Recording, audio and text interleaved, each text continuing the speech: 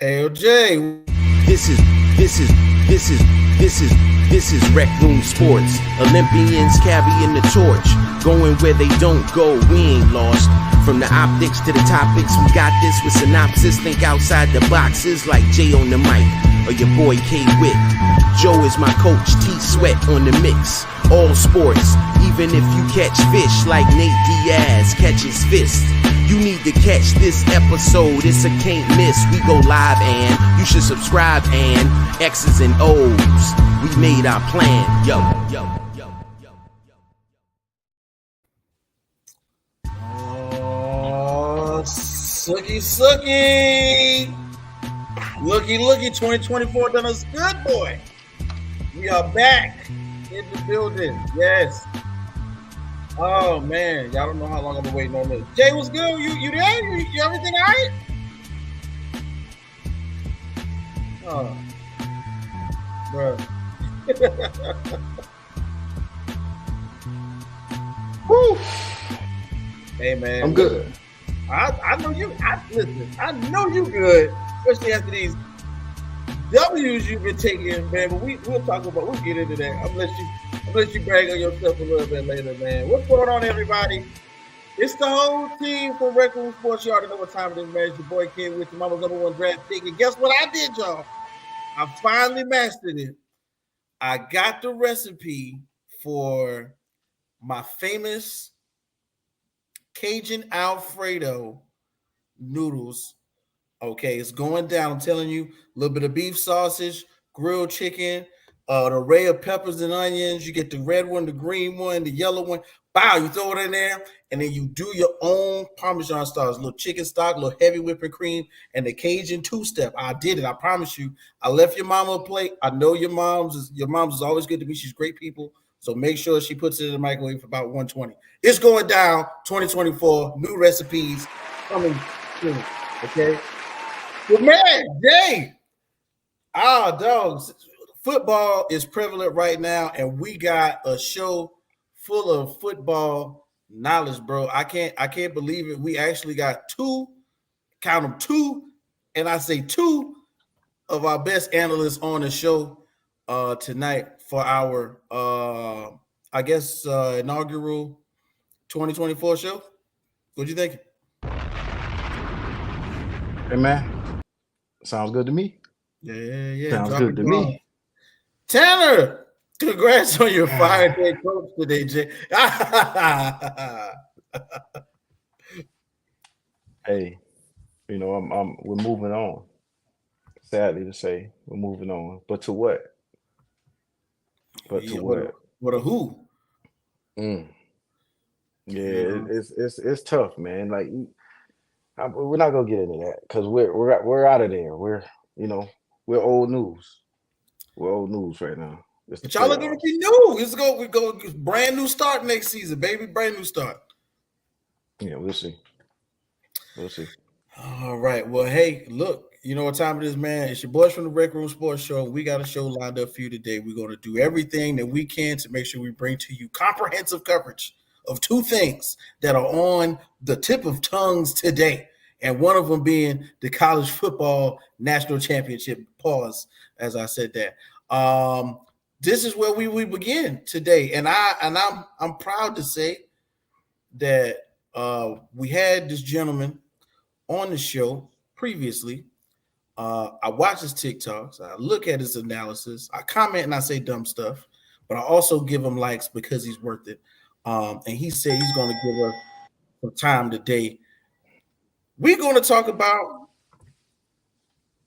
the college national football championship, or college football national championship, with our guy, Champ.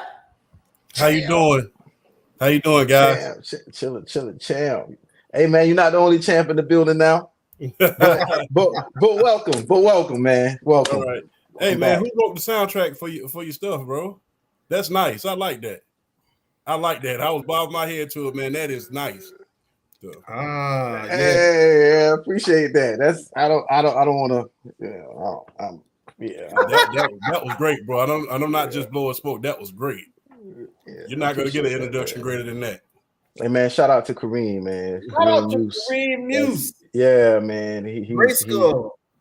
definitely love that, man. And more to come soon, for sure. All right, I'll make sure I subscribe to that when y'all bring that out. Yeah, Yes, yeah. sir. Yes, sir. We have the whole Man, album soon, man. It's I gonna was be a about to whole. say we. We're gonna have the hits, the Rec Room hits. All Hey, right. Jay. All Jay, right. Jay been co-producing. Angel, what you call it, angel producing, because you don't see him. Yeah. He been back there on the keys, man. All So right. watch out for Jay on the MIC. He's also producing on the low, like real talk, man. But All right then. champ, my dog, we got you in the building today to talk about something that took place last night that we've been waiting all season for as college football fans. Finally, we got to the antithesis of college football weekend, well, college football bowl season, and we Jeez, got a national championship, bro. I Like, need to get that big word button right yeah, there. yeah, yeah. I'm looking through the sources as we speak, but as it goes right now, bro. The Washington Huskies took a tough defeat, tough loss to the Michigan Wolverines. Go blue, as most people would say. Um, to this point, man, tell us what you seen last night about the game. Well, number one, the run and shoot offense really caught up with the Washington Huskies. As we all know, I think we all of age to remember how it ran in Houston. And in order to succeed with it, you have to be aggressive with it. You just can't sit on the ball. And I think the injuries to their running back as well kind of hurt them. Michigan just out physical them. I mean, that was the most physical game by Michigan, arguably, since that Alabama game. Those were the two most physical games you ever want to see. You saw the physicality in Ohio State, you saw it at Penn State, and you saw it at the Alabama game. So each time they won the game, they were just very, very, very physical, and they out physical the other team. Shout out to Blake Corum, huge, huge game, going for over 133 yards at this point. He did a darn good job and a darn bang up job. Not only that, breaking the record for Michigan all time for rushing touchdowns. So Blake Corum, that running game, really came through last night. Not to mention J.J. McCartney boosted his draft stock by a bunch. Not so sure he's going to be a first rounder, but he did boost his draft stock a lot last night with how he managed that game. Man, like, listen, I was on the edge of my seat the first 2.5 to 3 quarters. Jay, I know we was texting going back and forth pretty much as the game was happening. Like, what did you see that kind of told the tale for the game last night? Because it was kind of a tale of two halves, Jay. And champ. So what did we see last night from both the Washington Huskies and the Michigan Wolverines up to especially in the second half?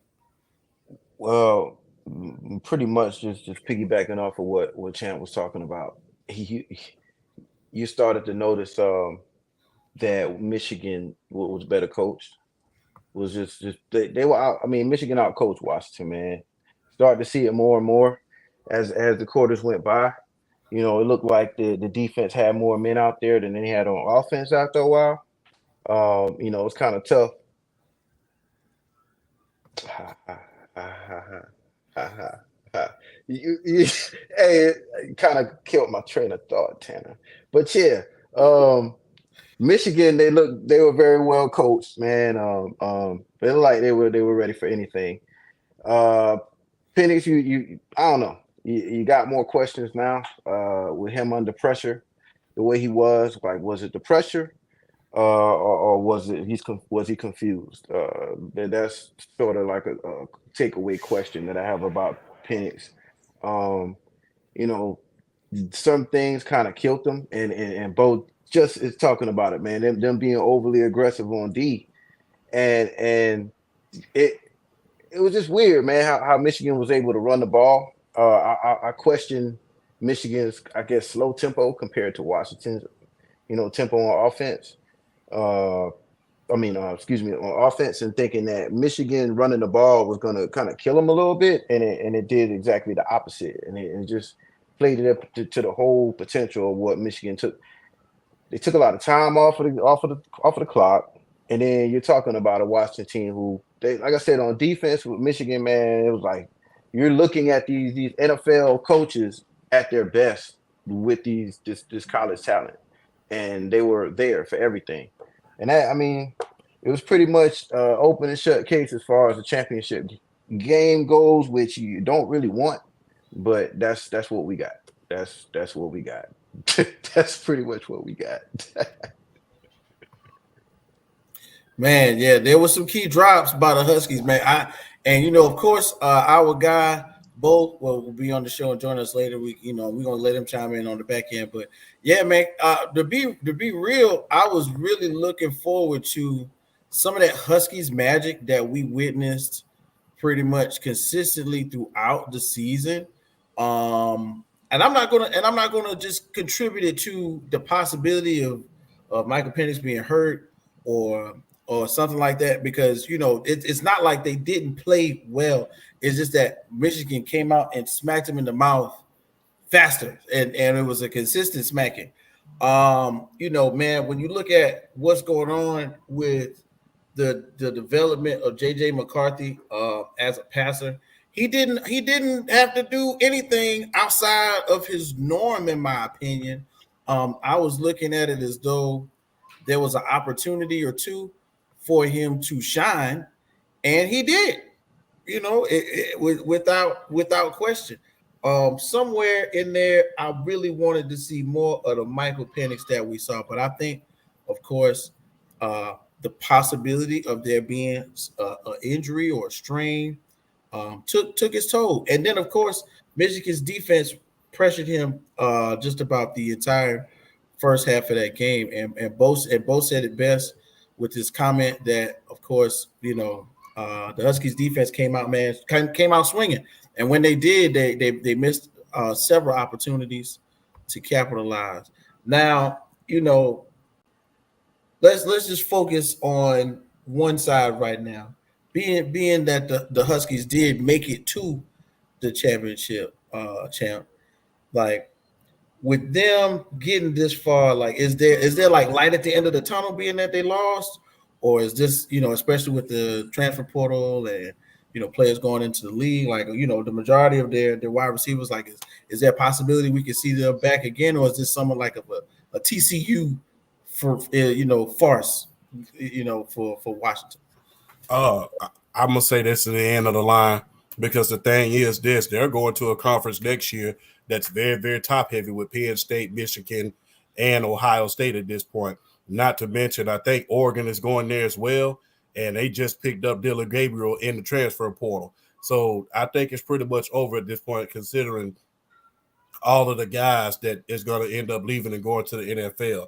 Now, they did pick up another quarterback by the name of William Rogers, who, if I'm not mistaken, led the SEC in touchdown passes like a year ago, prior to this year, when Mike Leach, God bless his soul, was alive and was heading the high fly offense, the area offense, the air raid offense, excuse me. So they just would have got William Rogers. I'm not sure about the rest of that team as far as that is concerned, but I don't think they're capable of winning the Big Ten title or winning the physical matchup with some of those Big Ten teams. Like I said, with the run and shoot, in order to succeed with it, you got to be aggressive with it. And the Pac-12 was basically a passing league at this point. You go into the Big Ten where it's a heck of a lot more physical, As we saw, Michigan was arguably the most physical team this year, to the point where they out-physicaled Alabama. And when you out-physical Alabama, you have done something. Only one other team has done that, and that has been my Georgia Bulldogs. So to say that this is it, I think that will be a safe assessment. Now, can they sneak into the college football playoffs next year? That remains to be seen, considering it will be 12 teams next year. Like I said last time I was on you guys' show, don't be surprised if another Cinderella team sneaks in, like if we see a SMU or a Texas A&M, somebody who we're not used to seeing on a big stage like that, sneaks in next year. But as far as them being in a national championship, I think this has run its course, because even if they make it, depending on the seeding, if they have to play, let's say, Missouri or Georgia next year, or maybe even Michigan next year, depending on who they bring back and who's going to the NFL, I think this reign is pretty much has set the tone and set its toll. I think this is gone at this point. Hey man, I completely agree with you. Jay, your thoughts on Washington going forward, especially like Bo brought up, going into a new conference.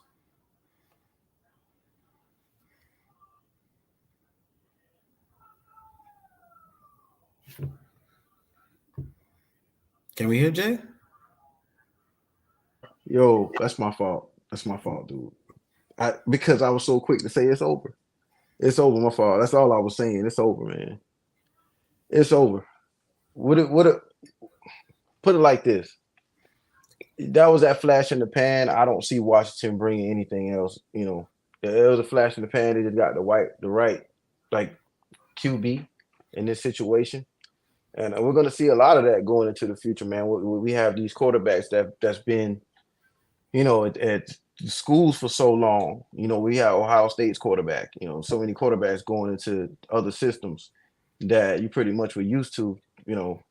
In that system when they were pretty good on prominent teams, and then you know they're pretty much going to teams that's only maybe a QB away, or somebody with experience, rather than starting over. So as far as Washington is concerned, I don't know. Bo would definitely be able to tell you better than I would. I would, be able to tell you, but mm, I don't. It doesn't look good to me. Come on, It doesn't hey, look good. I feel you. I definitely feel you on that. And then and then of course the other side, the winners go to spoils, and the winners oftentimes get to write history, as they say. So the Michigan Wolverines partying in Ann Arbor right now, turning up as we speak. Mm, Um, and the cool part is, how about being a Michigan man, as they like to speak. 1-1 for his alma mater, 1-1 for his father, so to speak, and even the legacy of coaches like Bo Schembechler. You know what I'm saying? Like all of that comes into play.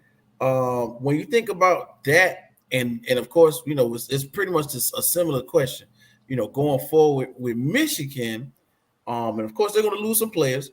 What are we thinking about when it comes to Michigan going into next season? Is this like the beginning of some, Georgia, Alabama, Michigan every year type stuff, or was this a farce for the Michigan Wolverines in your opinion, champ?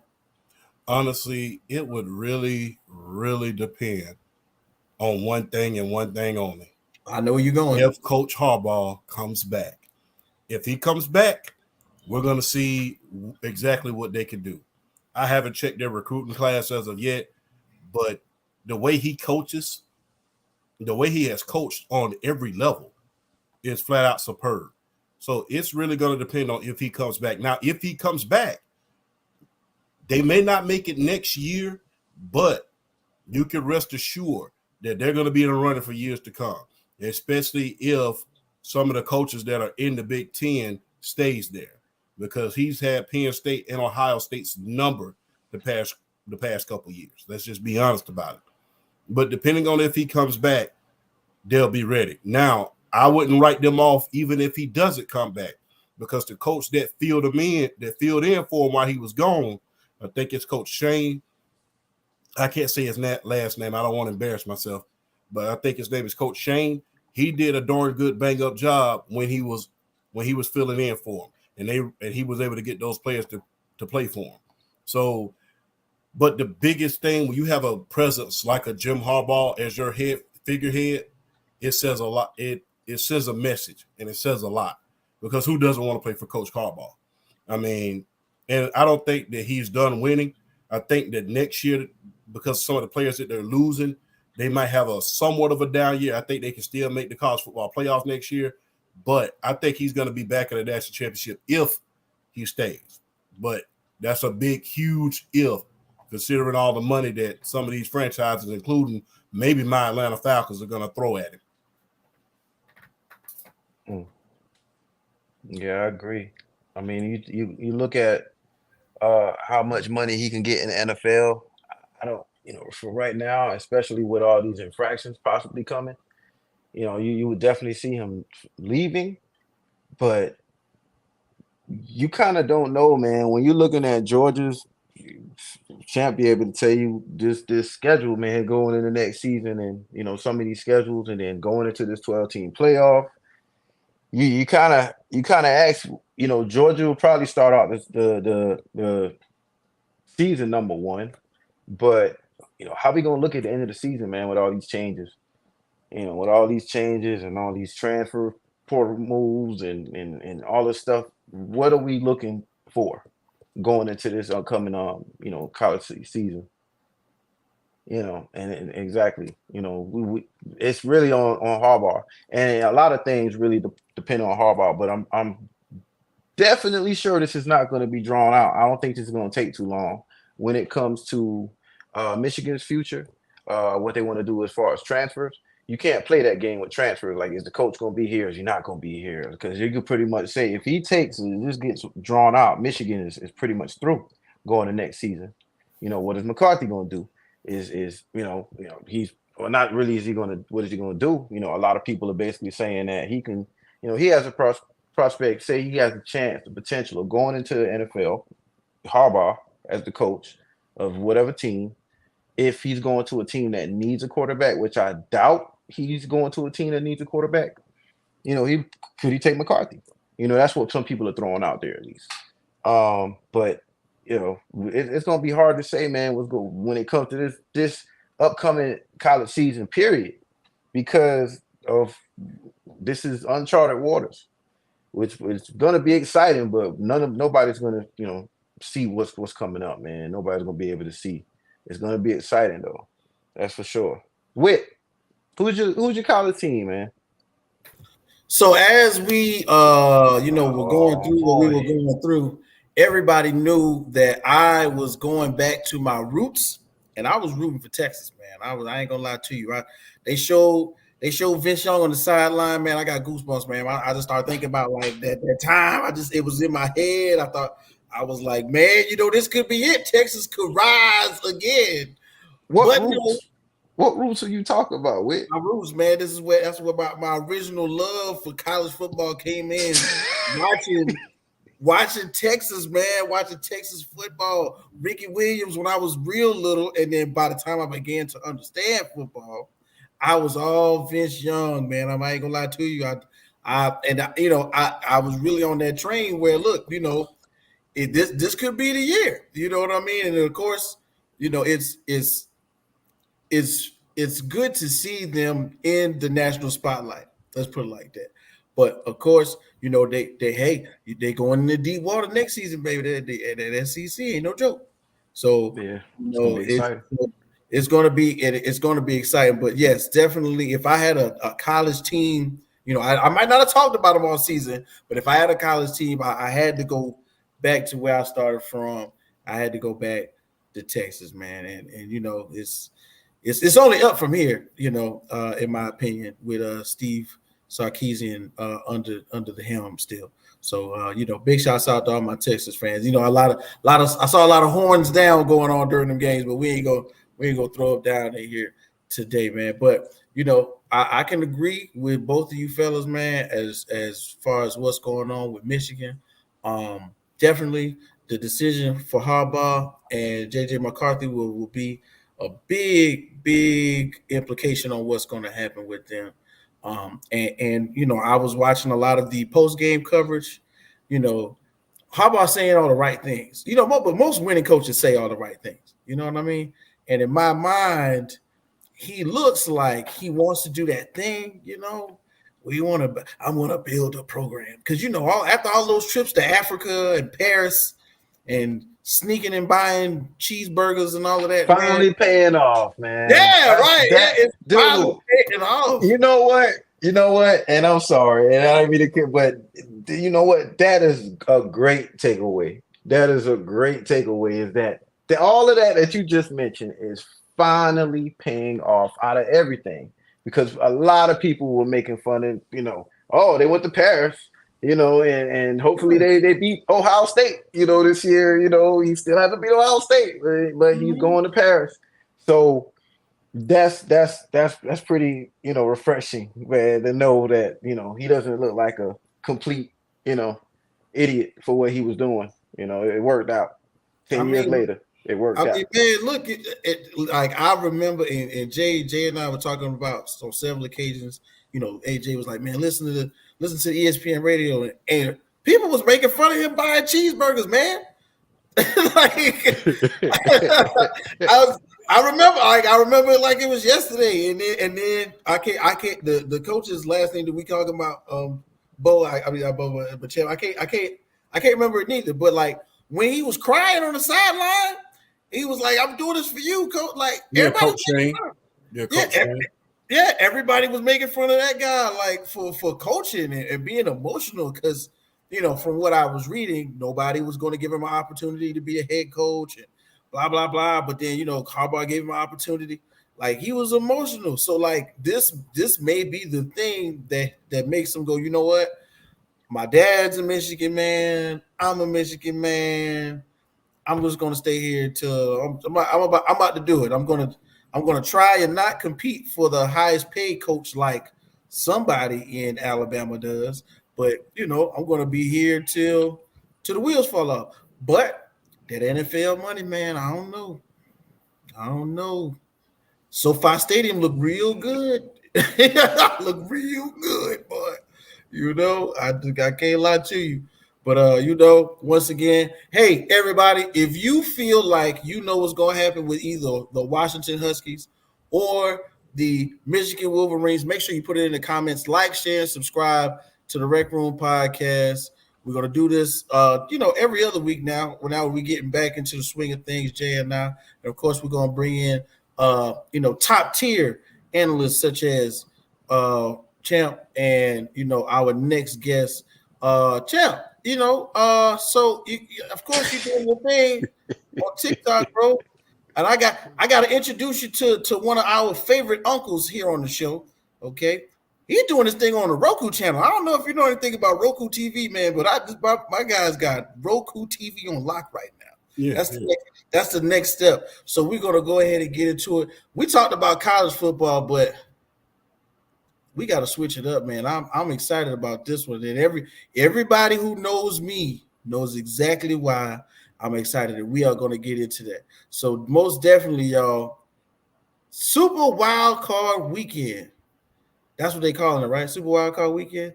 Revenge weekend. Revenge weekend. Revenge weekend. Are we ready? Because if we are, I think it's really fit to happen. It's really gonna go down. I can't wait. But we got to talk about bringing up our guy, one of our favorites from Football Talk with Bo. Shout out to gentlemen. Wow. Shout out to Bo in the building, big guy. What's going on? How you doing? And Happy New Year too, bro. Yeah, Happy New Year to you guys. Thanks for having me back on. Good to see you guys. Yes, sir. Yes, sir. So now we got a star-studded lineup.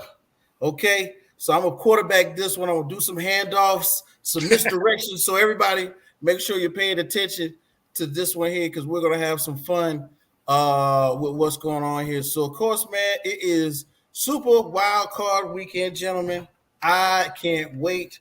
We got six big games between Saturday and Monday, full of excitement. And I think we're going to just jump it off and start with one of these Saturday games. Why don't we start there? Let's see what we got for. Ooh, I know.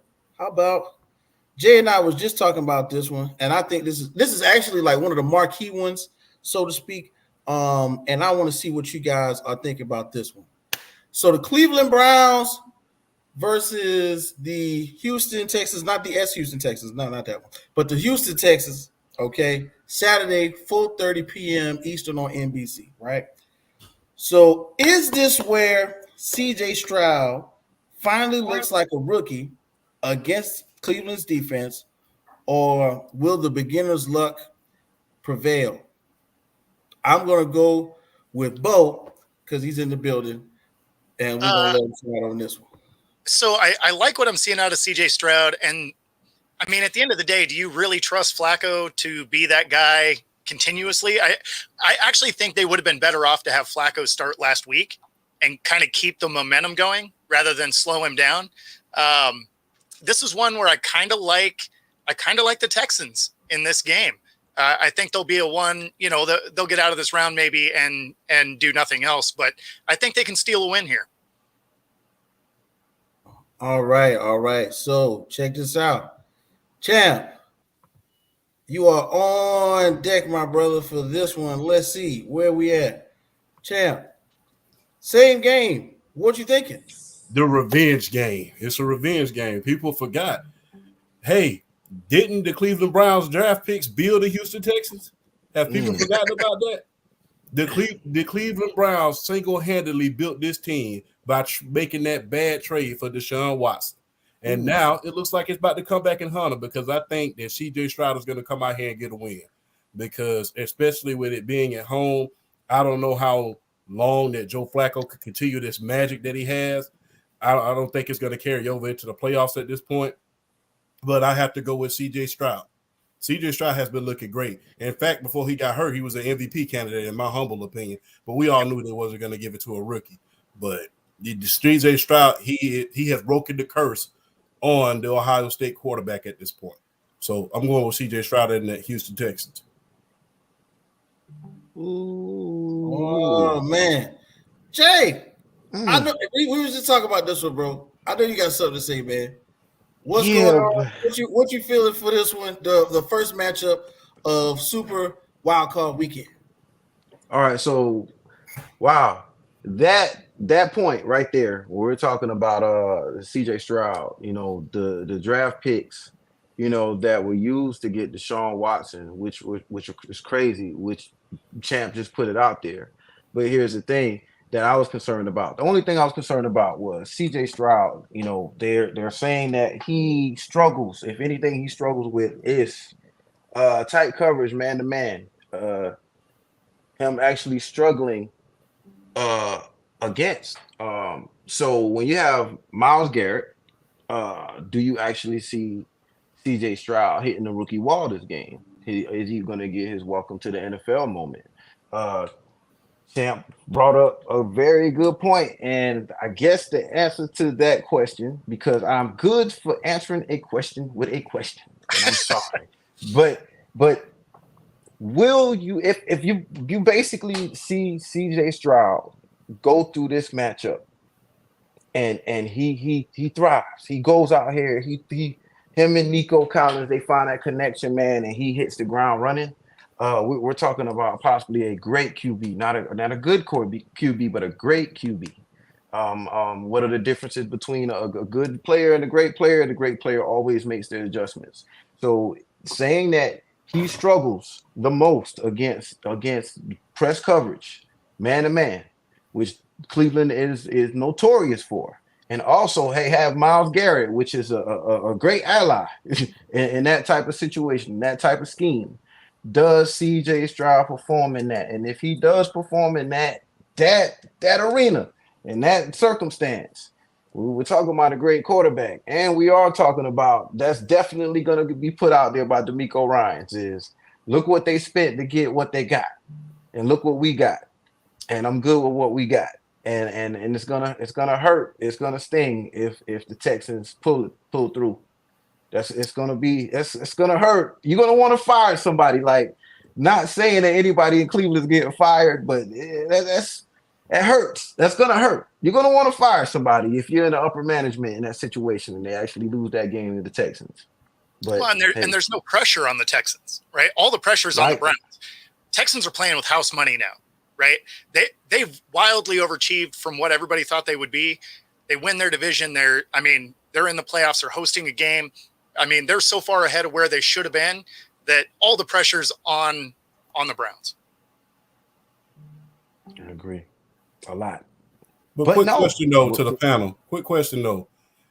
If Joe Flacco pulls this out and let's say make it to the AFC Championship, do we start asking questions about what they need to do with Deshaun Watson next year?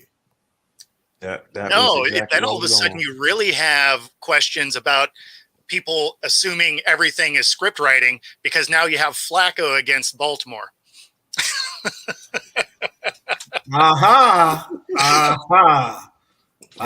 Hey, when you're talking about betting, putting the money on the table and running the table and betting on themselves in the playoffs, guess what? When you're talking about Joe Flacco, you're talking about the man. That's the guy you walk in the casino with. right there is Joe Flacco. So, man, hey, we about to see. We about to see. We definitely gonna see, man. Because Flacco, man, he made that, I would say, historic run, with the Ravens to win the Super Bowl, man. Like no quarterback has ever said in that situation. When he put that money on the table, when he left it on the table, everybody was like, he's fucking crazy. No, he did, wasn't. It's been a minute. Like, let's be real with this. It's been a while since it happened. Yeah, I mean, it's a long shot. He's on his walker in football years. Come on. Yeah, he's not far from Al Bundy status. He's actually able to go out there and really live it right now. For now. Yeah. Man, you guys are bringing up all the classics, man. I was going to say Uncle Rico. I don't know if y'all remember Uncle Rico from Napoleon Dynamite, but hey, Joe Flacco is definitely out. What killed me was when he won the game, when they showed the replays of him falling asleep on the bench for like a week.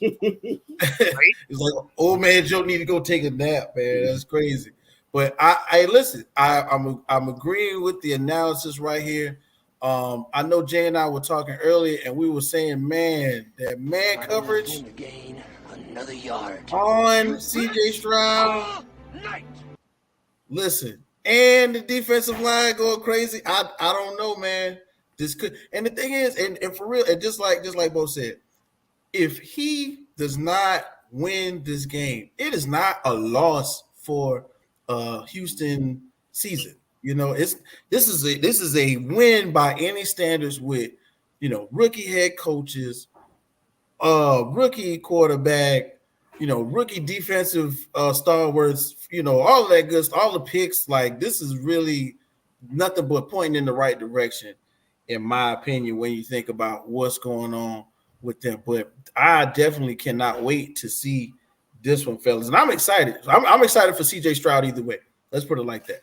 Either to win or go out there and put his heart on the line and see if it works. Okay. So Flacco falling asleep on the bench was hilarious because he looked like every dad ever that was going to yell at you for changing the channel on the TV. I was watching that.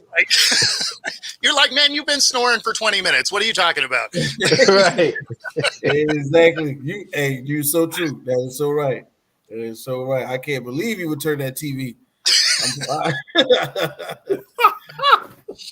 All right. So look, another one that I think is pretty heavy on the minds of many, and especially because circumstances being as they may, this is one of those ones where, like Bo said, somebody's going to say, man, they wrote the NFL scripted.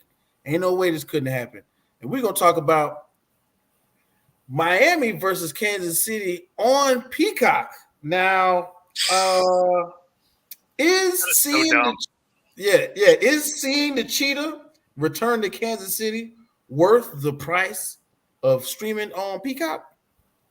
I'm gonna go to Jay with this one, man. Let me see what Jay got to say. Damn, man. And we were talking about this, and when you brought it up, I said, man, the $5.99 game. That's what you're talking about. The $5.99 game, man. Like, what is going on? And a lot of people are a bit disturbed by this situation. I am too. Looks like I will be paying this damn $5.99 to hopefully see Cheetah run, hopefully both sides of the field and down the field and some more. Hopefully it's an entertaining game. Hopefully, we have the best Kansas City Chiefs team, receivers to be specific. Yeah. Right here. I'm not a receiver, but I was told. Damn, well, you know what I'm saying? Sure know how to piss on a man's parade. Hopefully we have the best Kansas City Chiefs. Ooh, I forgot what team we're talking about. Shout out to you Chiefs fans out there. But yeah, hopefully we have the best Kansas City Chiefs receivers in the right headspace and in the right frame of mind to catch the ball, because they're gonna have to. I think Jalen Ramsey's gonna make his mark in this game. But yeah, is it worth it? We'll see. We will see. Sad part is we're not gonna know until you know. Yeah, there are a lot of things I could compare this to, but I don't want to do that right now. But you're not gonna know till after you pay, and that's best way I could tell you right there. It's $5.99. You pay the $5.99, and then you figure out like, damn, was it worth it? We will see. You know what I'm saying? So I don't know. I'm looking at or hear me out. Uh-huh. That's probably your first beer at a sports bar, and you say the hell with Peacock, and you go and watch it with your friends. Yeah, I'm trying to cut back, bro. So I might have to pay this $5.99, man, because I am the two-time champ in one season. 2 fantasy league championships. I'm trying to save my celebrating on, what I'm saying, to keep it to a minimum. So like a game like this, I do not need to go to the bar. I'm trying to pick my battles in this situation. You don't need to, but you can. Correct. Let me advocate for bad decisions. Because I'm buying the whole bar of shots. Basically, is what I'm trying. Yes, I told myself, from here on out, just because I'm the champ two times, that I'm buying. Yeah. So whoever's going to be at the bar with me, we're having double shots, the whole bar. So here we go. I'm on my way. Here we go. Let's go. Hey, so we got Bo in the building, so we definitely got to go to talk about this Miami and Kansas City Chiefs game. Don't forget to like, share, and subscribe. What we got going on right now, we're talking about Super Wildcard Weekend. Uncle Bo, what you think about this Miami matchup, my brother?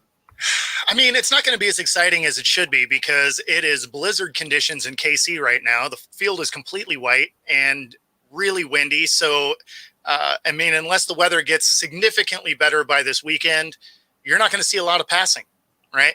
So there's going to be snow for this game. The projected temperature for this game is like -10. So I don't see a ton of fireworks in the passing game. This is going to be lean heavy into the rushing, into running games. And, it'll be an interesting game. But I don't think it's going to be what everybody was hoping it would be. Well, I was noticing, the weather conditions are rather erratic. Yeah. Big shouts out to our guy Tanner out there in the area. Of course, he knows all about the weather. He did mention being snowed in. Shout out to Tan Man. What's up, champ? One more time. What you think about this one, though? Hey, it's real cold out there. So let's hope the Kansas City Chiefs receivers can at least catch a cold because they have it all season. Number 2, the Miami Dolphins are 0-10 when degrees are under 40. They're 0-10. So I don't think we're going to see a lot of that fireworks offense that piggybacking on what Mr. Bo said. I don't think we're going to see a lot of fireworks offense. Now, what the Miami Dolphins are good at is running the ball. So if they could run with that 2-back system that they have with A-Chain and Raheem Morstead, I can't pronounce his name correctly. If they can run the ball like they are supposed to, because for some reason, they'll be running the ball superbly. And all of a sudden, in the middle of that running attack, they just gashing them for 5.2 yards a carry. And all of a sudden, Mike McDaniel will stop for some reason. And I don't know why that case is. But if they're able to run the ball the way they are supposed to in that zone blocking scheme against that Kansas City defense, then they should win the game. However, I don't think they will. I think that Mike McDaniel is going to be heck bent on passing the football. And I think that when he tries to do that, I think that the Kansas City defense is going to stop him. So I take you Kansas City in order to win the game. Tyreek revenge tour is over at this point. Yeah, I'm with you there. That's definitely – I don't know why they do that, but, yeah, to your point, their running game will be working, and then they just completely abandon it. And who knows? Maybe the snow will make it so Tony can finally catch a ball. I don't know. Yeah, big shouts out to Tanner. Only 15 miles per hour. Only. Oh, Only negative. the You said only. it was Hey, -7 for game time. hey, check this out. I was in Wyoming, and I'm not to make this long ass story, but I was in Wyoming, and at that time it was like negative freaking 20, 19, 20, whatever. So the only thing that made me get up as a driver that was my check. When I saw my check, I said, you know what? It's not that cold. If it was a regular day out there, I would probably just waited till like 2 o'clock in the afternoon and got moving. So yeah, it's no, Tanner. We mean only. No, it's not. Can't say only in that type of situation. No. Hey, I'm mad because it's 42 degrees down here in Georgia. I can just imagine. Right. I can just imagine. It's Yeah. only. No, it's not Yeah, only.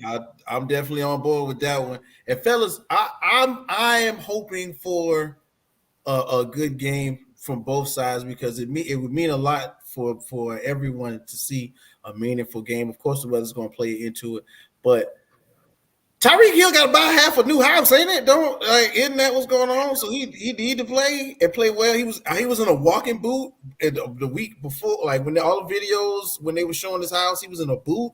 Then of course he played last week. He did a flip and he pointed at his ankle to say it was okay, but I think that could be Toradol shots that probably hey we know how that goes. But I'm really looking forward to this one. And this is what my opinion. Mike McDaniel believes in Tua Tagovailoa so much that he will say, "Well, do you feel like throwing the ball?" And Tua goes, "Yeah, man, I got it." And boop, out the window goes the game. Kansas City sacks. You know what I'm saying? And once again, it makes Patrick Mahomes look really good. You know, but I'm hoping for a good one in this one myself personally. Now this one right here. Jay knows where we going with this one. This one right here, What's man. that? Sunday at 1 p.m. Oh man, my heart is on the line with this one, fellas. I'm sorry, we got to talk about it. Pittsburgh versus Buffalo at Buffalo. Now, real quick, I just got to do this, okay? All right. It's not the happiest thing, but man, let me tell you something. When you look at what happened, how they persecuted my coach, how they was saying fire my coach. They wanted to fire my coach. They wanted to get him out of there. Jay, you know that. You know they wanted to fire. We was talking about that the other day. They wanted to fire Tomlin in 17 seasons over 500.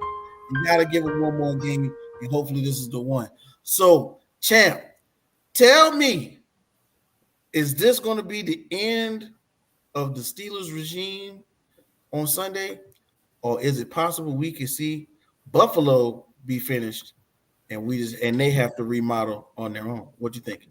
Hey, you know how hard it is to win in Buffalo? It's hard to win in Buffalo. Plus, hey, both teams have had their offensive woes. Hey, the Pittsburgh Steelers with their sputtering offense, and on the Bills side, Josh Allen with his interception and his turnover problems. You know, he's essentially the modern day Brett Favre at this point. But I'm taking the Buffalo Bills at home. I mean, I think that Steelers offense starts to sputter again. I think that Steelers offense starts to sputter again, and they go down with some of those bad habits that they have. Not to mention, I do not trust Mason Rudolph in the playoffs. I do not. And that's one of the things that I have personally said on my TikTok not too long ago that, hey, a lot of these offensive woes are not necessarily not Mike Tomlin's issue. A lot of these woes is because they haven't replaced Ben Roethlisberger as of yet. And if you guys remember correctly, I think you guys are old enough to remember, before Ben Roethlisberger, the Pittsburgh Steelers went through a stretch where they didn't have a dead set quarterback. Remember, they went to the NFC Championship back in those days with three different quarterbacks. I mean, first Neil O'Donnell, then they had Cordell Stewart. Then, you know, it just so happened Ben Roethlisberger kind of fell to him. If you really want to be honest, they didn't have a quarterback between Terry Bradshaw and Ben Roethlisberger. It was just a revolving door. And I think they need to get that fixed real fast during the offseason. And I think they were too haunted. And I say this to this day, they were too haunted when they took Kenny Pickett by the fact that they missed out on another quarterback. They missed out. They missed out on another Pittsburgh quarterback in Dan Marino back in 1983, and they didn't want to repeat that same mistake with Kenny Pickett being in their backyard. And I think they overvalued him when they took him in the first round, and that was one mistake that they're going to have to correct. And I think they really revisited that mentally too much when it came to Kenny Pickett. So, hey, I don't think that the regime ends because they need an offensive coordinator. Remember Bill Cowher, he went through a stretch where he had 5 different offensive coordinators and 6 different quarterback coaches. So I don't think that they are going to fire him per se, but they're going to have to fix some woes within that organization. Hey, yo, how to bury Witt's team in less than 2 minutes. I don't think it's a burial. I think it's a build-up. I mean, the thing is, you don't have a quarterback. I mean, like I said, there's a lot of comparison, and people don't want to admit it. I know y'all have more rings, y'all have the ring, but if you really want to be honest with you, there was a big similarity between you guys and my Atlanta Falcons this year. The only difference is y'all had the better coach because Arthur Smith could coach his way out of a phone booth and beat his way out of a wet paper bag in the wintertime. So guess what? That's what happens when you have great coaching like a Mike Tomlin and a great organization like the Pittsburgh Steelers. Look at the similarities between my Atlanta Falcons and your Pittsburgh Steelers. Great defense, 2-back system, reliable receivers, reliable tight end. What was missing throughout the whole time, the whole season? Quarterback. So, I mean, and granted, we had a turnover machine because, like I said earlier, like I said on another podcast, Desmond Ritter couldn't pass gas if you fed him beans all night. So, I mean, that was absolutely horrible the way he was put out there. And that's the same issue that we have to fix during the offseason. We have to fix not only coaching, we have to fix that quarterback position. And I guarantee you, once the Steelers fix that quarterback position, like we know they're capable of, even if it's for 4 to 5 years, it's going to be a whole nother story in the AFC North. Mark my words. All right. Well, after my good friend Champ told us basically this is his last time on the show. No, I'm just kidding. That's all right. I'm going to get kicked off the show too then. Oh, man. Go ahead. All right. Well, go ahead. Get it out the way, Bo. Get it out the way. Yeah. So, I mean, it sounds like it's not necessarily him getting fired. It sounds like he might be interested in stepping away and getting into a broadcast booth. So, they may just not have the option. For Atlanta, I just don't know how you guys forgot that you had Bijan on the roster half the games of the year. That was mind-boggling to me. But why the Steelers end up losing this game is because TJ Watt is out and Minka is injured, right? You already have an offense that can't score, and now you're going to have a defense that isn't dynamic. And you're going to go against Josh Allen that now you're not going to have the pressure that you would have normally had throughout the season. And, I mean, if you give Josh Allen time, he's going to pick you apart. Plus, it's a home game, right? So, yeah, this one is probably one of the easier games to pick this weekend. Damn. Man. Tanisha Watkins, they said something too? Oh, no. She said, ooh, that hurts. Catching the cold, yeah. Okay, TJ Watt's not even going to be in the game. Like, it's not even like it's, he's 50%, whatever. Like, he's literally going to watch from the sideline, and he is the linchpin of this defense. Yes. I first of all, let me just say, as a diehard Steelers fan, I was so much on. I felt my knee pop when I was watching that game. And I'm so glad TJ Watt immediately tweeted that it is a grade 2 MCL sprain and not a torn, ACL, LCL, MCL, nothing like that.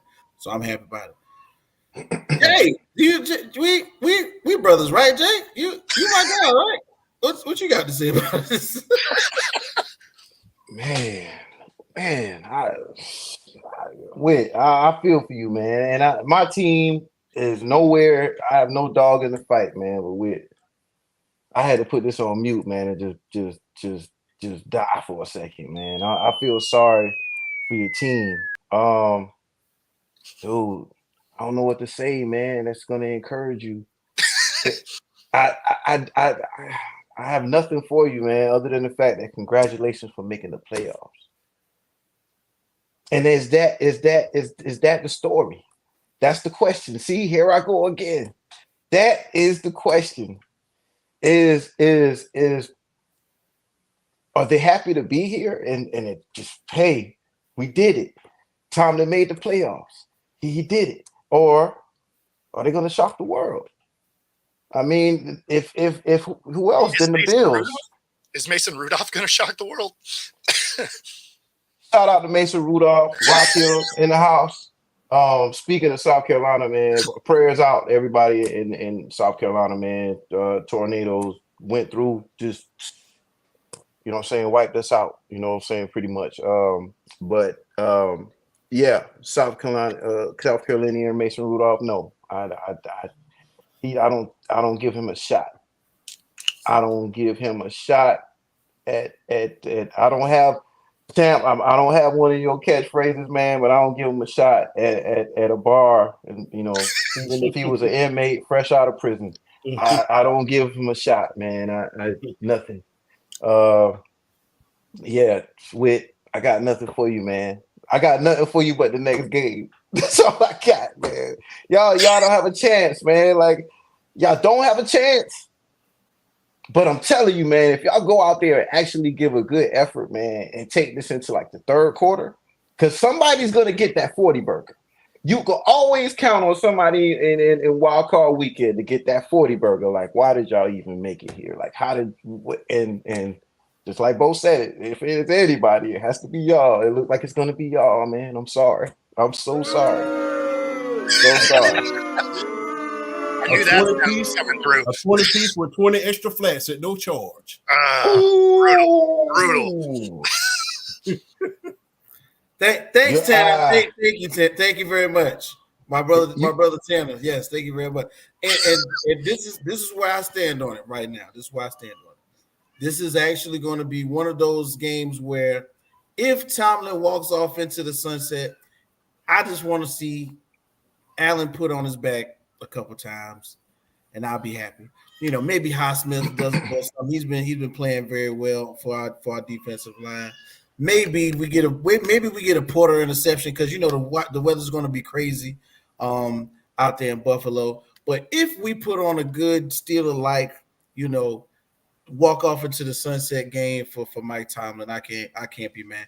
But you know, the standard is the standard, as they say in Pittsburgh. And yes, boy, I have also heard. Listen, Tomlin got all the catchphrases. You think Champ got some catchphrases? Tom got all the catchphrases, and they are ready to see them on NBC, ABC, ESPN, anywhere where there is football being played. Now, this is where we're gonna roll to now. The NFC, fellas. And these games got some bite to them too. And I really can't wait to check these out. Hold on, who we got? Oh, check out my guy, Bobby G. Sleep on Tomlin if you want. There's a reason why the AFC North is the best division in football. Our wink link is better than yours. Pitt 17. Bobby G, that's what I'm talking about. Thank you, sir. I appreciate. We go to Vegas. There's your Vegas man saying book it. And right. There you go, Whit. There you go. There you go, man. Shout out to Tanner. Shout out to Bobby G. Bobby was watching, right? And he's just like, man, I got to help my guy out. Thank you. Don't forget In the Hoop. Bobby G on In the Hoop on Fridays, LTS Network. We talking basketball. Thank you very much, gentlemen. Anyway, we go into the NFC, guys, and this one is one that if you're a Dallas fan, you have flashbacks forever and ever about this one, because, of course, we know what's going on when we talk about the Green Bay Packers and the Dallas Cowboys. Sunday, 4:30 p.m. Eastern Time on Fox. Gentlemen, is the Packers defense enough to knock Dak Prescott and CeeDee Lamb off their high horse? Or is this a cheese game, to be specific? Yeah, I mean, Dallas should win this game. This is, Love has really come together towards the end of the season here, but they're still not a great team. For them to sneak in, awesome. But realistically, Dallas is probably a little bit too much, especially because it's a home game for them. Had it been reversed, had they been visiting Green Bay, I'd feel different about it. But for them to play at home, they've played really well at home. I think they take care of business on this one. Yeah. Now that we find love. Listen, all right. So let's go ahead and throw it to Champ on this one. Because I've seen some of his takes about revenge games. Go ahead and tell him what you're talking about, brother. Tell him what you're talking about. Revenge. The team that fired Mike McCarthy, and he finally returns and bites them in the playoffs. Now, that's what's supposed to happen. But as we say down south, what's supposed to happen and what does happen are two different things. Here's what the key to victory is. Who is going to run the ball better? Because we've seen the Dallas Cowboy defense get ran through like a nose on a Christmas day when it comes to that running game. And Mikal Parsons has not been a factor when it comes to the running game at all. So it's really going to depend. Can the Cowboys finally start to stop the run? Because they've been playing soft against the run all year long. And I think the biggest evidence of that is when James Cook from my Georgia Bulldogs came out there and they beat Dallas within an inch of themselves and just flat out just mushed them because they won and Josh Allen only threw 44 yards. 44 yards. So it's really going to depend on if the Dallas Cowboys can stop the run. Like I said, they should be a shoe-in because they've been averaging 33.3 points a game at home.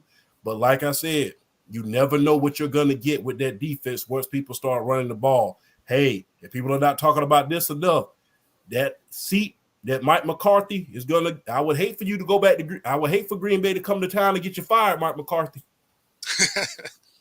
I would hate for the same team that you lost your job at to cost you your job again.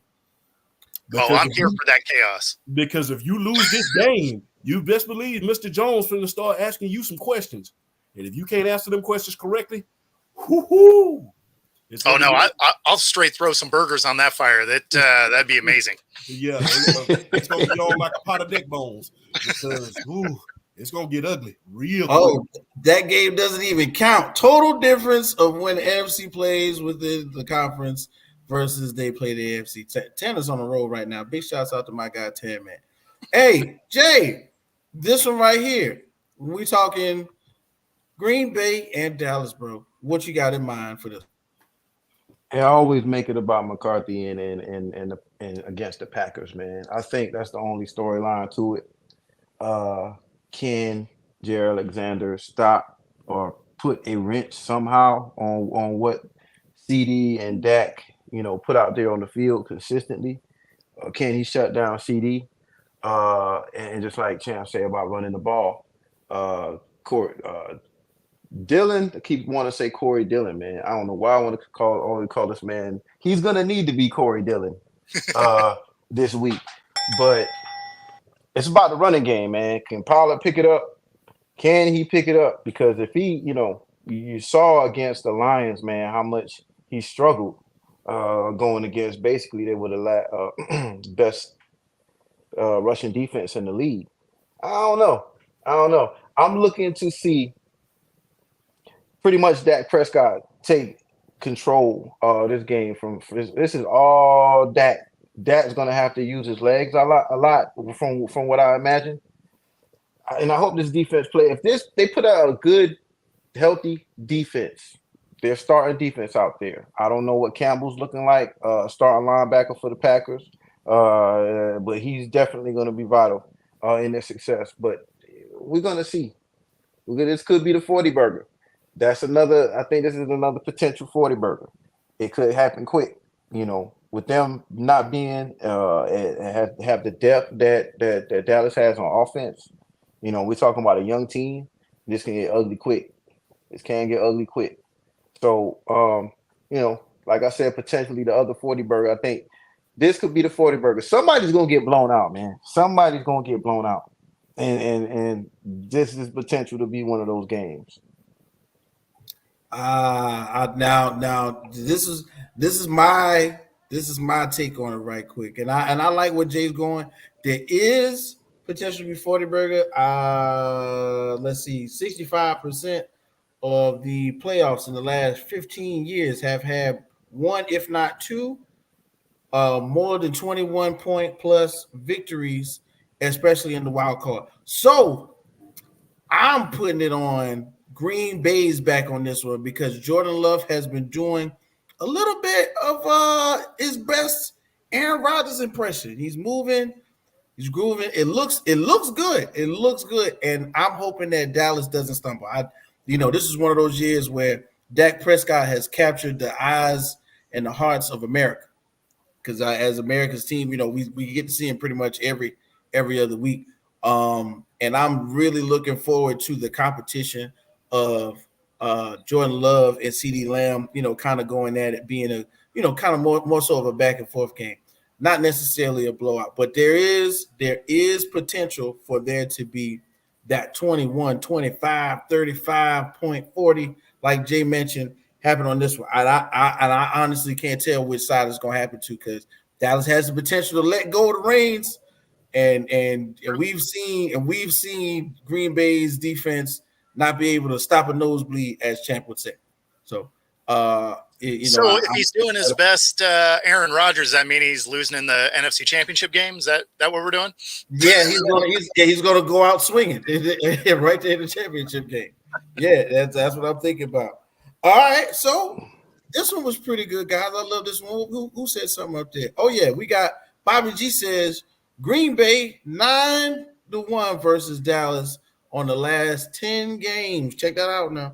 Sure, but that was all Aaron Rodgers mostly. So he Bobby G's Bobby G's in Vegas, so he's keeping. No. I mean, stats are stats, but I'm not ready to say Jordan Love is Aaron Rodgers. Yeah, not quite. No, not quite. Me neither. No, definitely not. Now, okay, this one right here. These are my two. These are my, like Jay was talking about, my 40 points. Somebody get blown out games. I like this one too. Well, we got the Los Angeles Rams versus the Detroit Lions. Now, this one has huge implications on both sides of the ball, on both teams as well. So the question is, whose legacy would this win be more impactful to?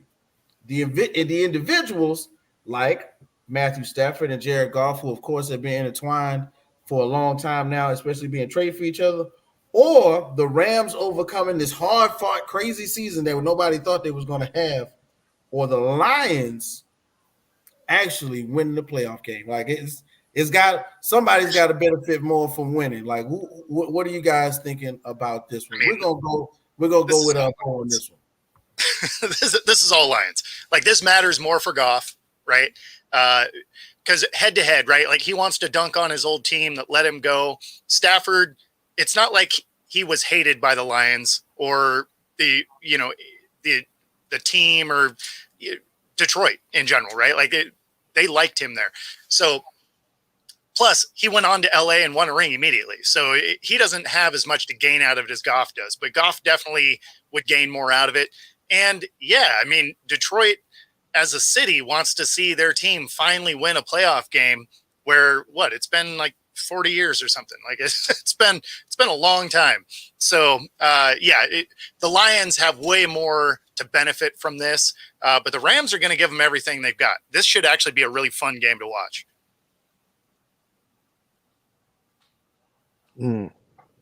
Man. So Jay, what you thinking, bro?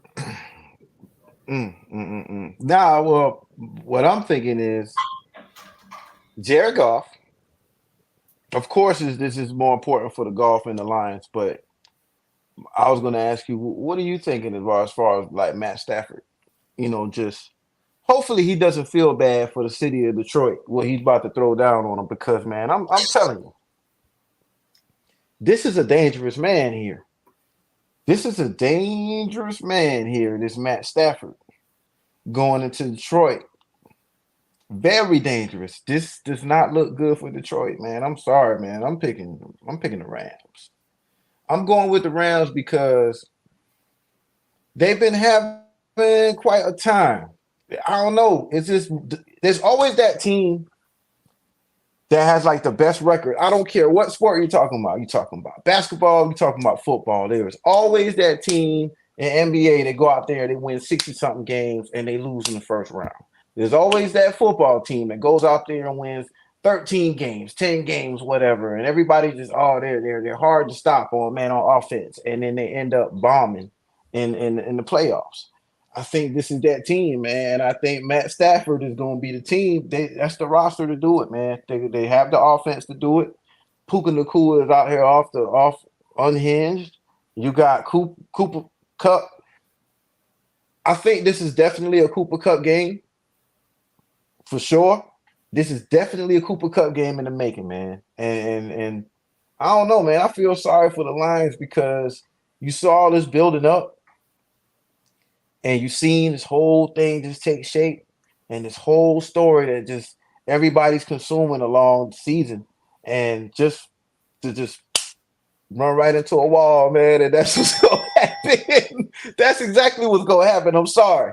But the Rams are going to take this, man. This is what I say. I'm not going into the score much, but this doesn't look good, man. This, when Champ said this is a revenge week, it's now or never. Like, I don't care what you put out here during the season. This is reality week for me.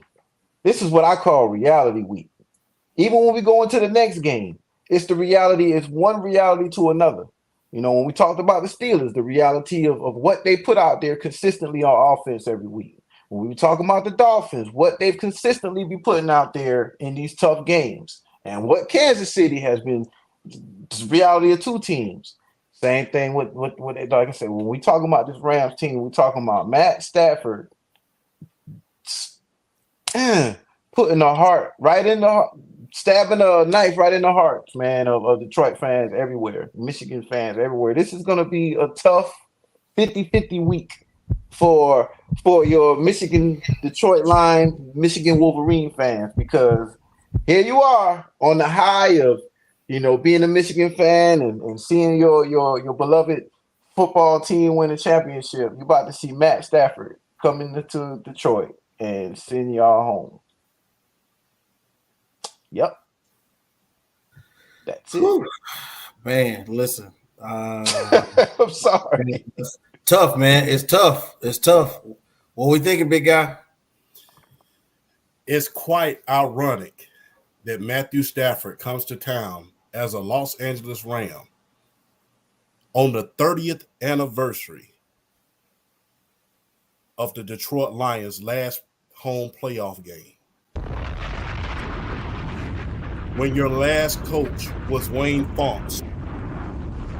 And that's very, very crazy because guess what? The last coach to win a playoff game for the Detroit Lions was Wayne Fontes. No coach has won a playoff game since. But I digress. Hey, whose legacy matters? Jared Goff. They traded you for a reason. Many thought that you were a Todd Gurley merchant. And many are thinking because of this two-back system that you have with Jahmyr Gibbs and David Montgomery that you're a merchant of the running game, and the running game kind of hides your flaws at a certain point. So you have to win this game to not only prove it against your former team that you're right, but to prove to Detroit that you're right. Because the thing is, you haven't beaten a good team all season. And I know that people are going to say, well, they had a chance to beat Dallas because of that call from a referee. But you have to think about this. You had two more times after that in order to get the 2-point conversion. The first, okay. The second, okay. The third, you throw it at your receiver's feet. Whose fault is that really? Is that really the ref's fault or your failure to see the error in your ways? Now, a lot of that blame on that game goes to Dan Campbell. We always say down south, hey, if you're denied the first, hey, when God show you something 2 times, you got to revert yourself. Got to revert yourself after the twice time. If that stove burn you twice, then it's time to stop putting your hand up there. You had 2 times in order to say, okay, this is not going to work. Let's kick the field goal. I understand you're trying to win the game and be the riverboat gambler and do something that's never been done since Bobby Lane in Detroit, and that's changed the culture to a championship. But you also have to be a coach that plays textbook football. It made zero sense after 2 times of failing, 2 times, that you still go back to the well, and this time you finally fall in. So that made zero sense. So it's not only Jared Goff that has something to prove. You have to prove that you can outcoach. Dan Campbell has to prove that he can outcoach Sean McVay. Sean McVay is leading this team with 5th-round picks. That's how good of a coach he is. Who would have thought Puka Nacua was going to be as great as he is? Who would have thought that Corn Williams is going to be as good as he is? Who would have ever thought that? And to be honest with you, the league needs to be grateful. Be grateful that Cooper Kupp hasn't played hasn't played majority of the season. Be grateful that because can you imagine Cooper Kupp and Puka Nacua on the field at the same time, which we're going to get to see this coming weekend? So not only do Jared Goff have something to prove to cement his legacy, because even when he was going to the Super Bowl, he was always on fraud watch. They never believed that he was the guy. Not the media, not Coach McVay. Hey, shout out to Georgia. He's from Georgia. Not Coach McVay, not anybody. Therefore, they traded you, especially after you didn't have the comfort of a Todd Gurley, who was an MVP and Offensive Player of the Year candidate. When you didn't have that comfort anymore, you started to regress. So again, you have to win this game in order to prove, hey, I was right. And like I said, Dan Campbell has a lot to prove in this game too, because if he doesn't play textbook football and he goes out there trying to be the riverboat gambler, trying to outcoach Sean McVay, he's going to lose. There's not many coaches in this league that can outcoach Sean McVay and a Sean McVay team when he's at his best. So both the player and the coach have something to prove. Man, and what that is a fire take on that note, but I'm telling you, man. Listen, champ, when you bringing it, you bringing it. I'm telling you, we got to drop a bomb on that one because listen, I'm gonna tell y'all. I can agree with just about everything. Everybody says, something real sensible. Somewhere in here, I just feel like the dumpster fire that was Detroit football is somehow an alluring factor in this matter.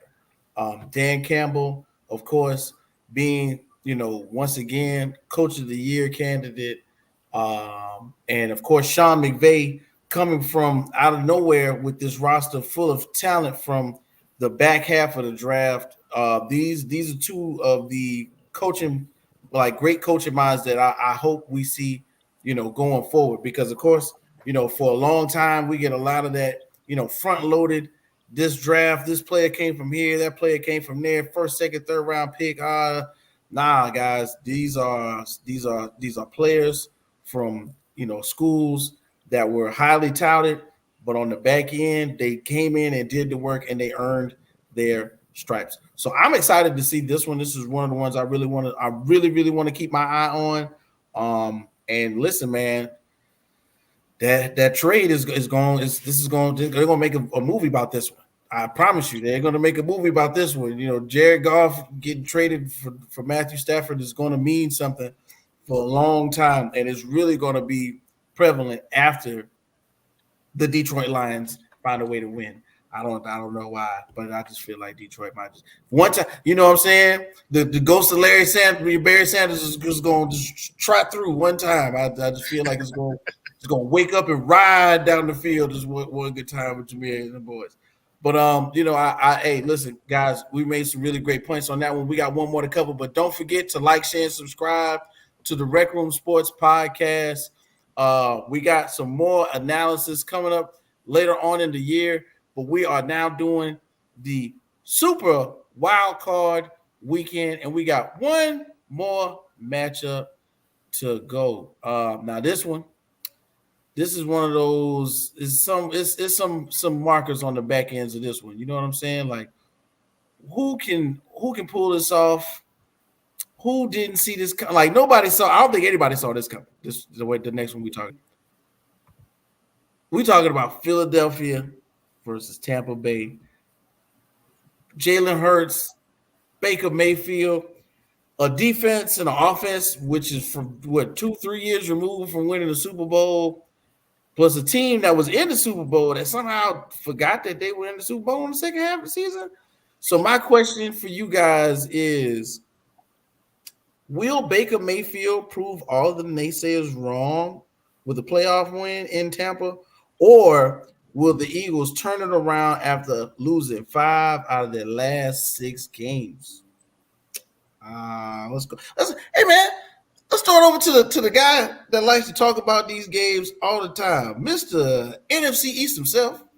My guy Jake, what's up? Hey man, I'm about to find me an apron to throw on, man. You know why? Because it's gonna be time to bake. I think Baker's gonna be doing it, man. I think Baker's gonna be out here cooking. I really think for some reason, I don't know, you can call it an Oklahoma connection. Maybe Allen out here, maybe Allen's looking, I don't know. Maybe he can talk about it. You know, it's this Oklahoma connection from Kyler doing what he did a couple weeks ago against the Eagles, going into this matchup, man. I think Baker, being an Oklahoma guy, I think he's gonna be taking advantage of this secondary, man. I think they have a chance. That's all I can put out there. I think they have a chance, man. They messed around and they won the division, you know. Champ, I'm sorry. You know, I would have, you know, I did see Atlanta in this position, and it would have been a great position for Atlanta to be in if it came up to this. But damn, Tampa, you know, when you talking about Godwin, you talk about Evans. This is not what the Eagles. Forget messing up the middle finger on your throwing hand. Forget messing up your knee. You know what I'm saying, on the star receiver. You know, we're talking about a defensive backfield that's about to go against Godwin and Evans, and I don't see them. I don't see them faring very well in this situation. You know, let alone we talk about what the offense has to conquer. I don't see it, man. I do not see it. So I'm looking forward to Tampa Bay, man, pulling what some may call an upset. And you asked the question, you said that nobody saw this coming. Nah, the last couple weeks, I saw this coming.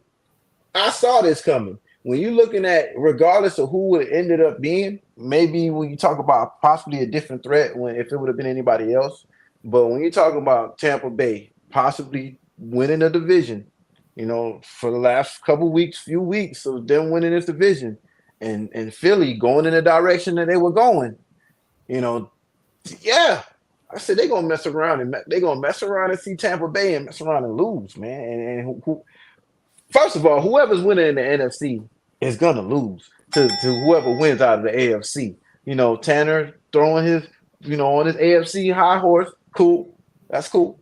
But hey, you know, I don't see the NFC team having a chance, regardless of what happens in this game. So, man, Tampa Bay all the way, and an upset. All right, yo, Uncle Bo, we the table is set for our last game to talk about. We got the upset on the minds of the people. What you thinking?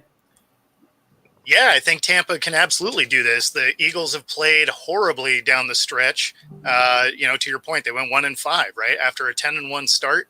And yeah, this doesn't. Everything we've seen leading up to this game doesn't make it look like they're going to do anything different than what they've done. And Tampa, you know, they've played pretty good football to find their way into the playoffs. And as much as I have a hard time thinking Baker's going to do anything, they're just playing better football. And so, yeah, I think Tampa gets it done. The only thing that worries me about the way we've picked all of these so far tonight is we've picked a home win sweep, which will not happen. Or home team, I mean. So we've basically picked the home team in every game, and I mean, that just, the odds are very low that happens. But still, I give the edge towards the Bucs. All right, man. Look, We 2 for 2 with this Tampa Bay train, man. Shout out to Primo Star, who's an avid Tampa Bay Buccaneer fan. He texted me and told me to not forget to mention that he thinks that they'll win. Champ, Tampa Bay or Philly, man, what you thinking? Hey, first of all, Baker Mayfield, if it wasn't for DeMar Hamlin, he'd be comeback player of the year. Because for him to come out of he went to, and this is another indictment on how great of a coach Sean McVay is. He went to Los Angeles, got coaching for Sean McVay, and now look at what he's doing. So if it was not for DeMar Hamlin, which I think is going to get the comeback player of the year award, considering the circumstances behind him coming back to the NFL, hey, power to DeMar Hamlin. But if it had not been for him, I think that we would be talking to Baker big time as the comeback player of the year. Either him or either Davion Clowney. To be honest with you, the Philadelphia defense is bad. Real bad. Super bad. In fact, it's so your defense is bad when you go and get Matt Patricia and he starts calling your defensive plays. That's how bad it is at this point. And if you really know anything about Matt Patricia, he took over for Jim Colwell up in Detroit, and you saw the results. And when he was at New England, when he was even the defensive coordinator, if I'm not mistaken, those were some of the worst defenses, arguably, in Patriot history during that run. So, hey, if you can't do it hiding behind Bill Belichick, which is a huge shield, by the way, a huge shield. If you can't do it hiding behind Bill Belichick and Tom Brady, what makes you think you're going to be able to do it with Nick Sirianni this Saturday? And I think Mike Evans is going to have a huge game against that secondary because that secondary is weak right about now. Super weak against in the part of the Philadelphia Eagles. So I think Tampa Bay wins it. I think this is going to prove a lot when it comes to Baker Mayfield because the thing is this. If I'm not mistaken, if Baker Mayfield wins this game, he's the only quarterback in his draft. He's only one of two quarterbacks in his draft class that will have 2 playoff wins. Not Lamar Jackson, not Josh Allen, not Sam Darnold, not anybody. And come to think of it, he won a playoff game before Lamar. That's not to say that he's better than Lamar, but he won a playoff game before Lamar. Not to mention, hey, going to the Baltimore franchise for any player, much less a quarterback, when you got that stability and you got a front office and a strong front office like that, it's a heck of a lot better than going to a team where you have 3 different head coaches in 4 years. Okay. You had Hugh Jackson, Freddie Kitchen, and then when you finally get some coaching, by that time you're kind of beat up. You're buying into one mode of attack, and then here comes another coach selling you another one. That's hard to buy into for a player, much less a quarterback, especially when you're going for once off. And all of those guys were offensive-minded head coaches. So was it all his fault in Cleveland? And another knock that I have with Cleveland, you said you wanted an adult in the building when it came to Baker Mayfield, but you went and got Deshaun Watson. He's into adult things. No.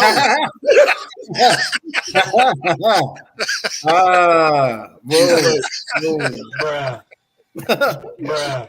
But you said you wanted an adult in the building, and you went and got. I can't. You said you wanted an adult in the building, and you went and got Deshaun Watson, of all people, after Baker Mayfield won a playoff game. And you got to say that last year Baker Mayfield was injured.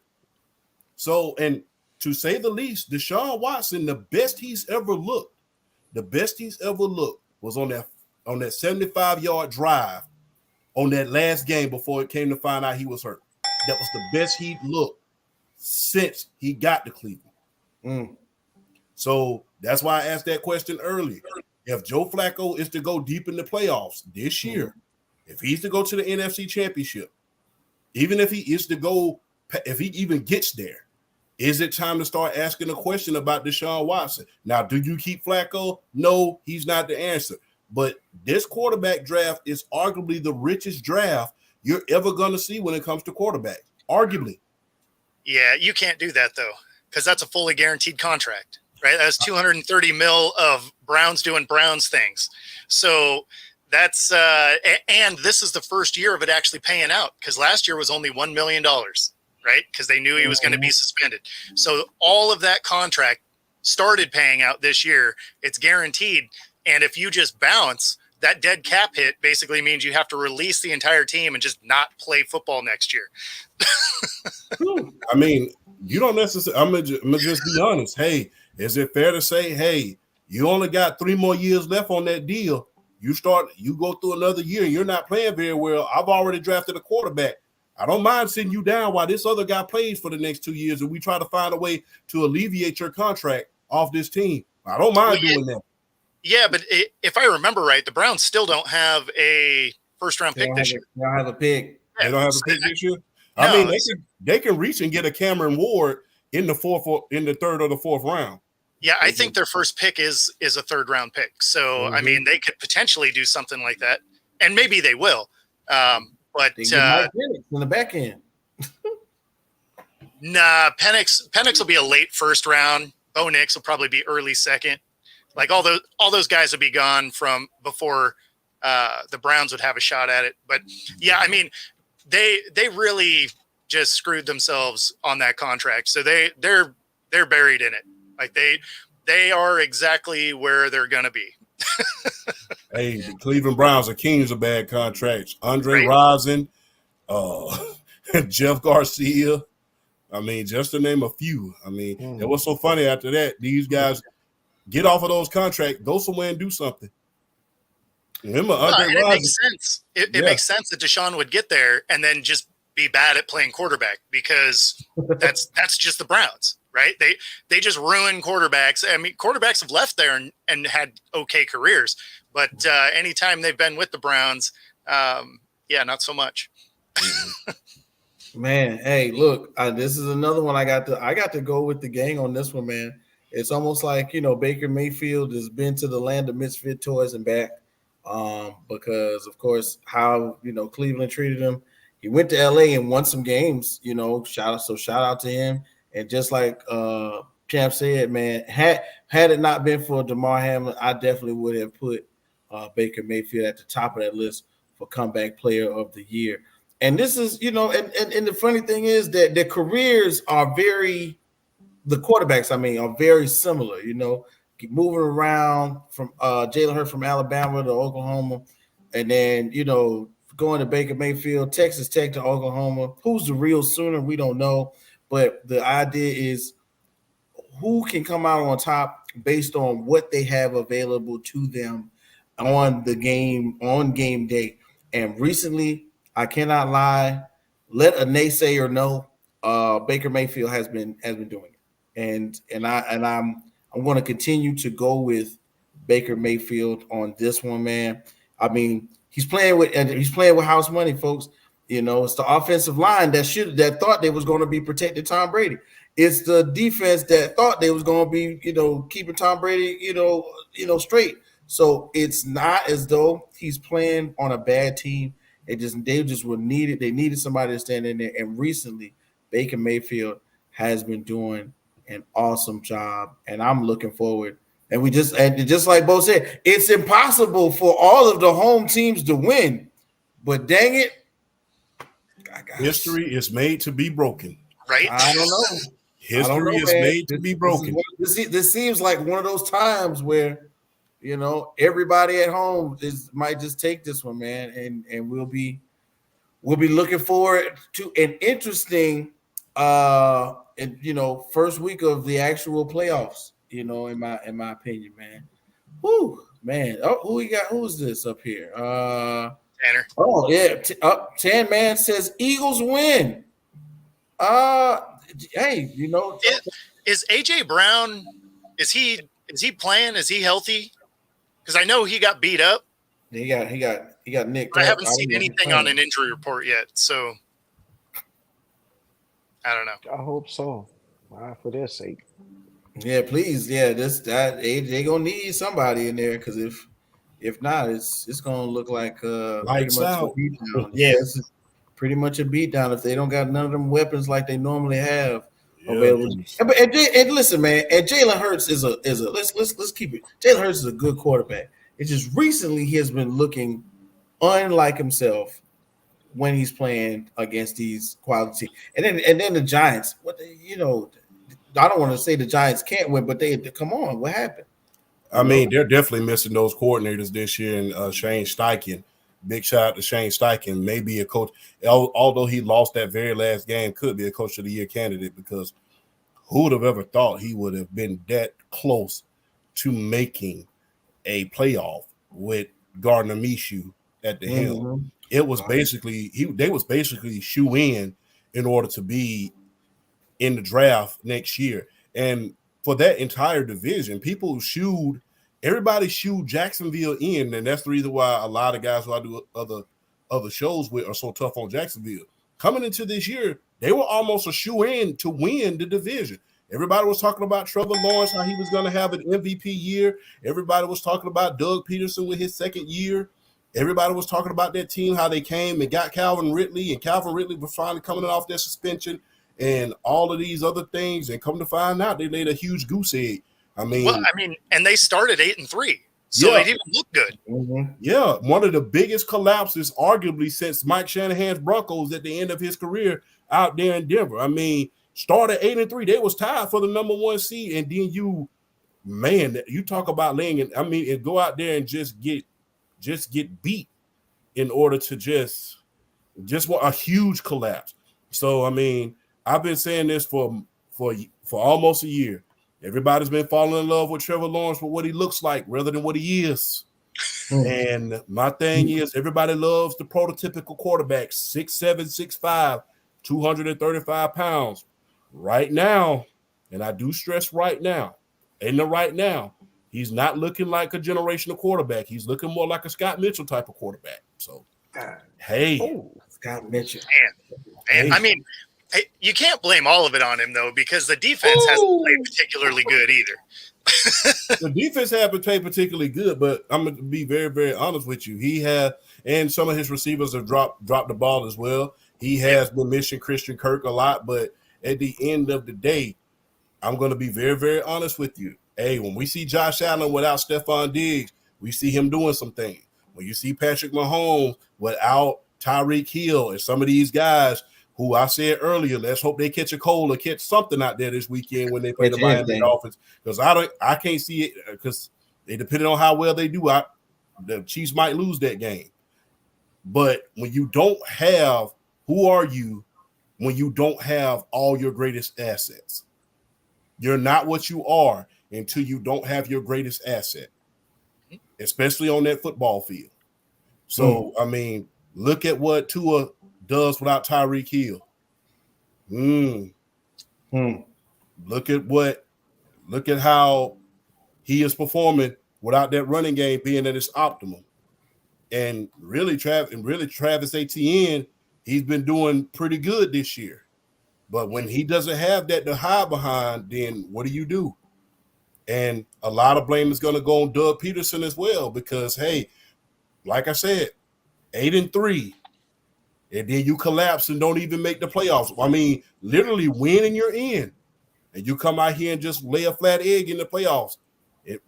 Before you even get to the playoffs, you have to start asking some questions about Doug Peterson because remember, right after the Super Bowl, you had 2 controversial seasons in Philadelphia with Carson Wentz, and you was playing hot potato with the quarterback position at a certain point.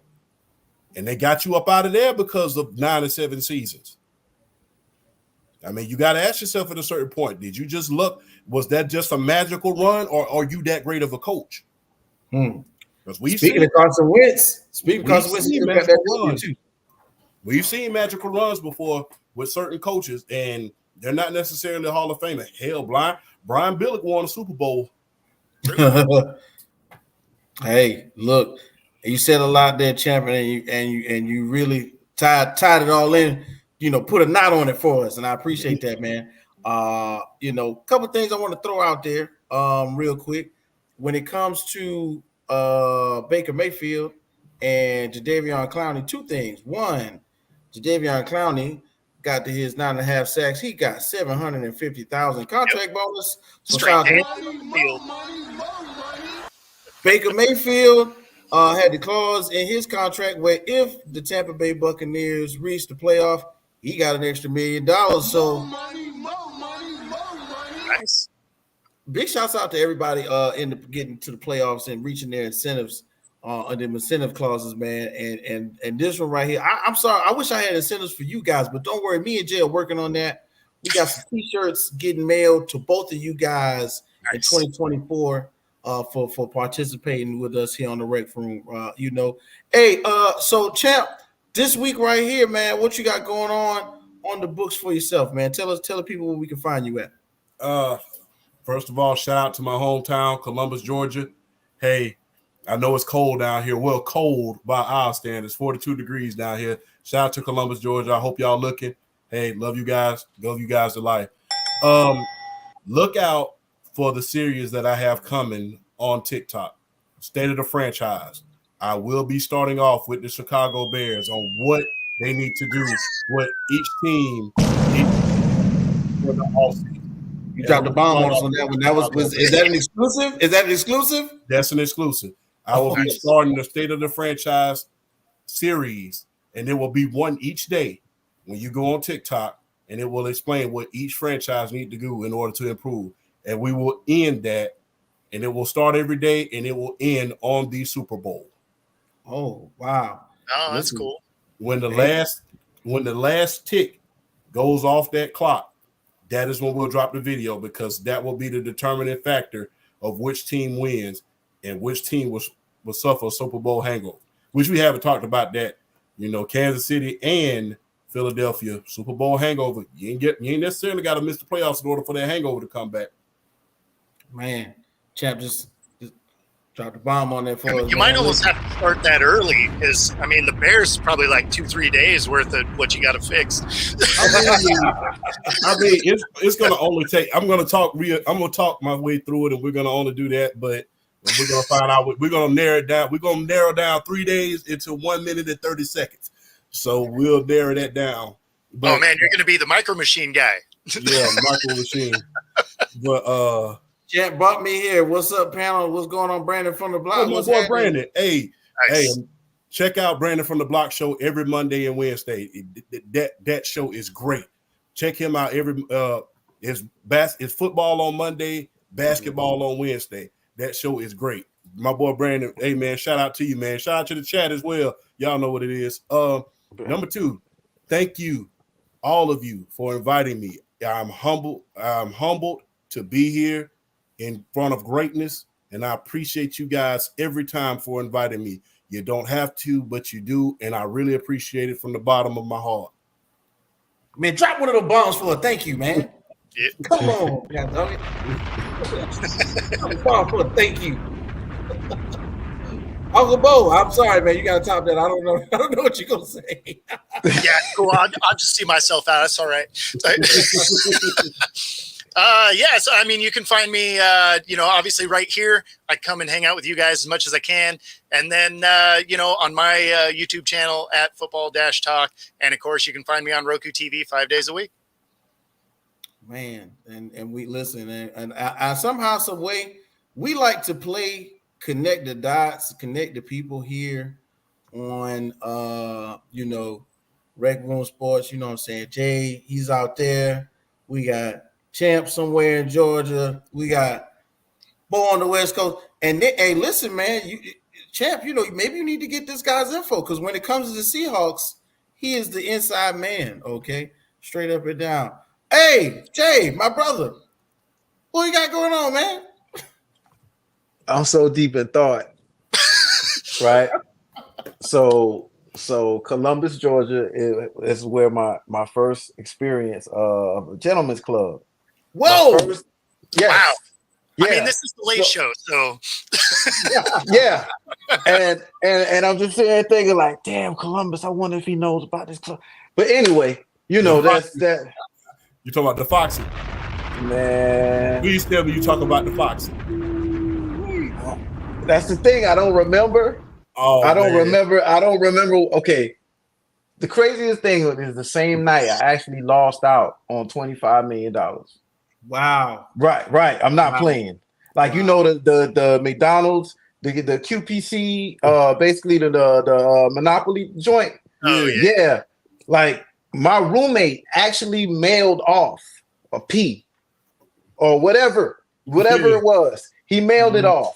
And then we ended up having the whole thing, and we went back to him thinking he had an extra. He was like, "Nah, that's the only one I had. I mailed it off. I thought one." It was just a lot of confusion. I almost committed a federal crime. Oh my God. You know what I'm saying? And we just, we just ended up going to Columbus, Georgia, and that was the only way to kind of snap me out of what we basically I think we had. I think this was a ploy just to get him. Whole nother story. So yeah, we ended up and it was a story. Yeah, it ended up in a big disaster. Getting that rub and tug. So yeah, one of the guys was like, "Yeah, man, my uncle." You know what I'm saying? He works at a strip club, man. And I was like, man, what? Like, do you just understand what we just lost? And then we got in and all of that just escaped. It went away. First place I ever witnessed, I wasn't supposed to be there. Maybe I'm telling on myself. But I was underage. And that's the first place that I actually found a cold, frozen mug with beer in it. You know what I mean? That's the first time I ever experienced that. I wasn't even old enough to be in that type of establishment. So I'm just going to leave that alone right there. Right. Okay. Well, thanks, Jay, for we gotta hear more about this story. Yeah. Right. In the third hour. Yeah. Right. We gotta revisit this. Because if you went to Victory Drive, I could almost assure you I know exactly what club you went to. Okay. If you went to Victory Drive, like I think you did, I know exactly where you went. Oh, that sounds so familiar. I'm gonna get some more info on this because it was a fly-by-night mission. Okay. You know, you just did them dirty though, right? Like Alcohol Patrol is gonna like jump up in there and card everybody. That shit already. We heard you got 17-year-old boys drinking mugs. Yeah, I'm in my 40s now. I was. I still had a teen at the end of that. In the moment. I'm just gonna leave that alone. Man, well, anyway, I've been to a gentleman's club before. Shoot, I don't know if I could make it any more interesting.